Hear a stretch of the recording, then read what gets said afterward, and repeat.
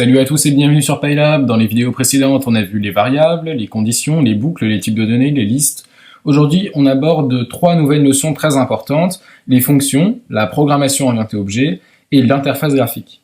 On commence par les fonctions.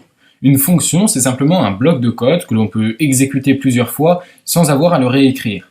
Imaginez que vous voulez afficher un message « Salut » plusieurs fois dans votre programme. Au lieu d'écrire « print salut » à chaque fois, vous pouvez créer une fonction qui fait ça pour vous. Ensuite, chaque fois que vous voulez le message, vous devez appeler la fonction. On va faire ça pas à pas. On commence par créer une fonction très simple qui print hello. On commence par le mot-clé def, suivi du nom de la fonction, suivi d'une double parenthèse, suivi de 2 points, puis le corps de la fonction, soumis à l'indentation. Maintenant, à chaque fois que j'appelle le nom de la fonction suivi des 2 parenthèses, cela print hello. Bon, allons un peu plus loin et ajoutons des arguments à notre fonction, c'est-à-dire des informations que l'on passe à la fonction pour qu'elle fasse quelque chose de différent selon ce qu'on lui donne. Par exemple, on peut ajouter un argument, c'est-à-dire une variable locale à notre fonction sayHello, pour qu'elle dise bonjour suivi du nom de la personne.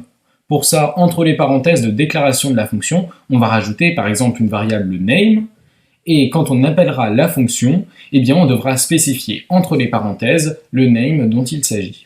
Enfin, on peut introduire une nouvelle notion, le retour de valeur avec return. Certaines fonctions ne se contentent pas d'afficher un résultat, elles en prennent la valeur. Elles peuvent le renvoyer pour que d'autres parties du code puissent l'utiliser. Par exemple, si à la place de print on utilise return sur notre fonction sayHello, eh bien, au lieu de print le résultat, elle va prendre la valeur que l'on peut ensuite stocker dans une variable. Et enfin, quelques informations complémentaires sur les paramètres des fonctions. Je ne l'ai pas précisé, mais évidemment, une fonction peut avoir plusieurs paramètres. Ils seront alors séparés par des virgules lors de la création de la fonction. Un paramètre peut aussi avoir une valeur par défaut, c'est-à-dire que si l'on ne spécifie pas sa valeur lors de l'appel de la fonction, il prendra cette valeur. Pour le spécifier, lors de la définition de la fonction, on rajoute un signe égal suivi de la valeur à côté du paramètre. Maintenant, on passe à la deuxième grande notion de cette vidéo, la programmation orientée objet, ou POO. Vous allez voir, ce n'est pas si compliqué. L'idée de la POO, c'est de regrouper des données et des comportements qui vont ensemble sous forme d'objets. Une classe est comme un modèle ou un moule pour créer des objets. Chaque objet est une instance de cette classe. Les objets ont des attributs, qui sont leurs caractéristiques, et des méthodes, qui sont les fonctions liées à cet objet. Quand une méthode agit sur un objet, elle reçoit automatiquement une référence à l'objet lui-même, que l'on appelle self. Et le constructeur init sert à initialiser les attributs de l'objet dès sa création. Donc en résumé, les fonctions sont des blocs de code réutilisables, et dans la POO, ces fonctions deviennent des méthodes attachées à des objets et manipulent directement les données de ces objets. Bon, ça fait beaucoup d'informations d'un coup, on va tout expliquer avec un exemple simple, une classe personne. On commence par déclarer la classe personne avec le mot-clé classe, suivi du nom de la classe, personne, et de 2 points.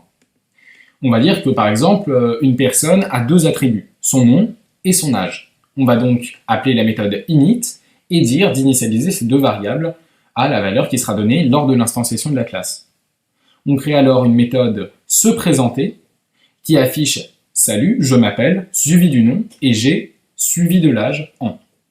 Quand on crée un objet avec cette classe, il a ses propres noms et âge, sa méthode qui affiche les informations propres à cet objet. Ensuite, on peut créer plusieurs objets avec cette même classe. Chacun garde ses propres données, et chaque méthode agit sur les données de l'objet correspondant. C'est ça la force de la POO, regrouper données et comportements de manière claire. Et enfin, troisième et dernière grande notion de cette vidéo, une notion indispensable, l'interface graphique. Pour faire cela, on va utiliser Pygame, une bibliothèque de Python qui permet de créer des jeux et des applications avec une interface graphique très simple d'utilisation. Mais avant de toucher au moindre bout de code, il faut comprendre ce que c'est réellement et comment ça fonctionne. Pygame, c'est une boîte à outils pour créer des jeux 2D. Quand on l'utilise, on ne fait pas apparaître magiquement un jeu. On doit construire chaque élément nous-mêmes. Le rôle de Pygame, c'est simplement de nous donner les outils pour afficher une fenêtre, dessiner dedans, écouter le clavier, faire bouger des objets, ajouter du son, etc. Comment fonctionne une fenêtre de jeu? Eh bien, quand tu lances un jeu vidéo, la fenêtre que tu vois n'est pas fixe. Elle est mise à jour en continu, souvent 30 à 60 fois par seconde. C'est ce que l'on appelle la boucle de jeu. Tu peux te l'imaginer comme une page qui serait effacée et redessinée encore et encore. À chaque tour de boucle, le programme fait 3 choses. Il regarde ce que fait le joueur, par exemple s'il appuie sur une touche, Il met à jour le jeu, c'est-à-dire la position des objets, les scores, les collisions, et enfin il redessine l'écran avec toutes les nouvelles positions. Et dès que c'est fini, il recommence sans s'arrêter. C'est pour ça qu'un jeu a besoin d'être fluide. Il ne suffit pas d'afficher une image une fois, il faut la réafficher tout le temps. Pourquoi on doit comprendre ça avant de coder?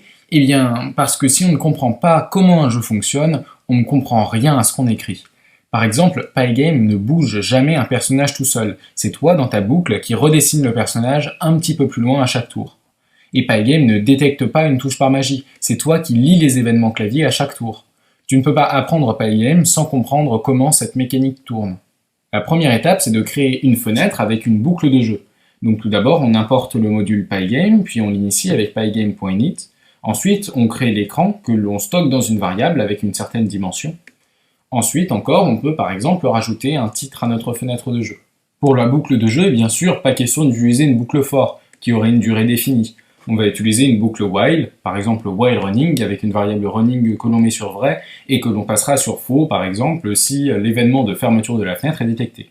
Pour détecter cet événement, c'est très simple, on crée une boucle for qui va parcourir tous les éléments à chaque boucle, et on regarde si un de ces événements correspond à la fermeture de la fenêtre. Pour quitter complètement Pygame, il est d'usage de rajouter un pygame.quit à la fin de notre boucle while. Pour le remplissage de la fenêtre, 4 fonctions sont très importantes. La première est fill et permet de remplir la fenêtre avec une couleur, en gros de définir la couleur du background. Elle s'applique directement en extension à la variable contenant la fenêtre. Ainsi, si la variable screen contient la fenêtre, screen.fill suivi d'une couleur RGB, par exemple 200-200-200 pour du gris clair, définira la couleur du fond de la fenêtre. La seconde est bleed. Elle s'utilise de la même façon que fill, mais prend en argument une image et ses coordonnées. Je vous mets également à l'écran une utilisation de pygame.image.load qui permet de stocker une image dans une variable. La troisième est pygame.display.flip et doit être mise à la fin de la boucle après les instructions fill et bleed pour actualiser la fenêtre, c'est-à-dire la redessiner. Et bien sûr, il ne faut pas non plus oublier les FPS avec clock.tick et le nombre de FPS en argument, et en initialisant l'horloge au début du programme hors de la boucle. Voici un petit programme pour tout résumer. Voilà, vous avez tous les outils pour créer un petit jeu. Simplement, petite précision quant à la détection des touches du clavier et souris.